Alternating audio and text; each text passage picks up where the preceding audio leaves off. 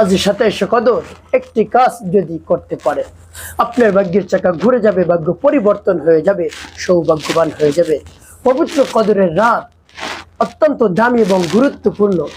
এই রাত যদি আপনি পেয়ে যান, আল্লাহ রাব্বুল আলামিন আপনাকে কি পরিমাণ সওয়াব দান করবেন।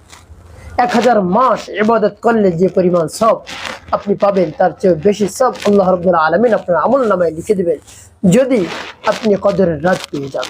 তাই আজকেও পবিত্র কদরের রাত আপনি রাত জেগে জেগে আল্লাহ রাব্বুল আলামিনের ইবাদত করবেন। 1 সেকেন্ড সময় আপনি নষ্ট করবেন না। 1 সেকেন্ড সময় আপনি অযথা হয়তো কথাবার্তা বলে আপনি সময়কে নষ্ট করে দিবেন না। যদি আপনি এই সময়কে কাজে লাগাতে পারেন, আপনার ভাগ্য পরিবর্তন হয়ে যাবে, সৌভাগ্যবান হয়ে যাবেন। আপনার যত ধরনের সমস্যা রয়েছে আল্লাহ রাব্বুল আলামিন পূরণ করে দিবেন। প্রিয় ভাই বোনেরা, তাই কদরের রাতে আপনি একটি মাত্র কাজ করুন, দেখবেন কি হয়। প্রিয় ভাই বোনেরা, কদরের রাত আল্লাহ রাব্বুল আলামিন এত দামি এবং গুরুত্বপূর্ণ কেন বানিয়েছেন? আল্লাহ হাবিব সাল্লাল্লাহু আলাইহি ওয়াসাল্লামকে সাহাবায়ে আজমাইন প্রশ্ন করলেন, ইয়া রাসূলুল্লাহ সাল্লাল্লাহু আলাইহি ওয়াসাল্লাম, আমরা তো অল্প দিন দুনিয়াতে বেঁচে থাকি, অল্প কিছু বছর আমরা হায়াত পাই, কিন্তু পিছনের পূর্বের যে নবী রাসূলগণ ছিলেন তাদের উম্মতরা অনেক দীর্ঘদিন বেঁচে ছিল, 500 বছর, 1000 বছর, 1500 বছর। তারা আল্লাহ রাব্বুল আলামিনের রাস্তায় অনেক বছর জিহাদ করেছে, তারপরে বেশি বেশি ইবাদত বন্দেগী করতে পেরেছে, কিন্তু আমরা তো পারিনি। তারা যুদ্ধে বেশি সময় দিয়েছে, নামাজ বেশি পড়েছে, রোজা বেশি রেখেছে, আরো যত ধরনের ইবাদত রয়েছে সবকিছু আমাদের চেয়ে বেশি করেছে, তাহলে তো তাদের সমপরিমাণ আমরা হতে পারবো না। এই প্রশ্ন যখন নবীজি সাল্লাল্লাহু আলাইহি সাল্লামকে করলেন, তখন নবীজি সাল্লাল্লাহু আলাইহি সাল্লাম চুপ রইলেন।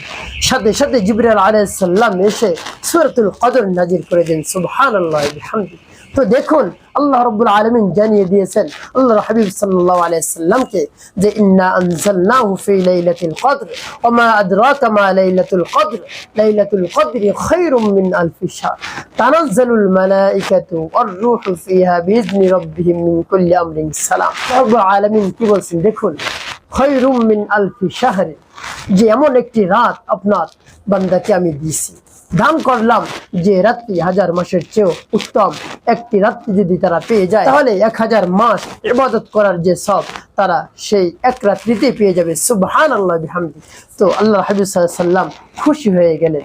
তো দেখুন, এই রাত আপনি যদি পেয়ে যেতে পারেন, এই জন্য সারা রাত্রিতে আপনি ঘুমাবেন না, রাত্রে জেগে জেগে আপনি ইবাদত করবেন। যতটা কদর রয়েছে শেষ দশকের মধ্যে বিজয়ের রাত্রিগুলোতে 21, 23, 25, 27, 29 এই কদরের রাত্রিগুলোতে আপনি রাত জেগে জেগে ইবাদত করেন।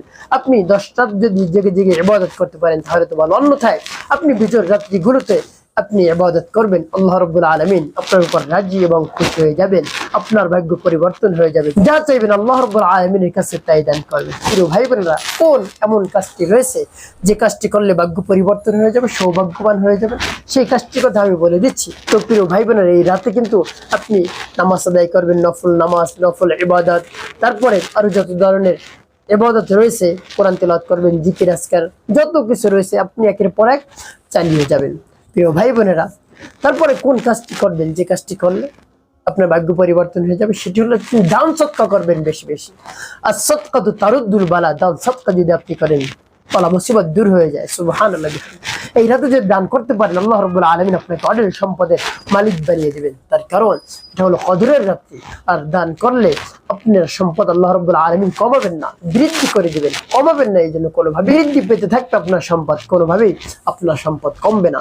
এই জন্য কি করতে হবে, বেশি বেশি দান করবেন, মন খুলে প্রাণ ভরে আল্লাহ রাব্বুল আলামিনের উপর বিশ্বাস রেখে আস্থা রেখে দান করতে থাকবেন যে আল্লাহ রাব্বুল আলামিন আমাকে এর চেয়েও বেশি দান করবেন। আপনি এই জন্য বেশি বেশি দান করতে থাকবেন ইনশাআল্লাহ। প্রিয় ভাই বোনেরা, কোনো বিবর্ণতা করবেন না দান করার ক্ষেত্রে, আপনার সাধ্য যা রয়েছে আপনি দান করতে থাকবেন, আল্লাহ রাব্বুল আলামিন আপনাকে সৌভাগ্যবান বানিয়ে দেবেন ইনশাআল্লাহ। একটি কাজ করবেন সবসময়, 5 ওয়াক্ত নামাজ আদায় করবেন, মিথ্যা কথা বলবেন না, মানুষের খেদমতে কাজ করবেন, তাহলে আপনার জীবন সুখময় হবে, শান্তিপূর্ণ হবে ইনশাআল্লাহ।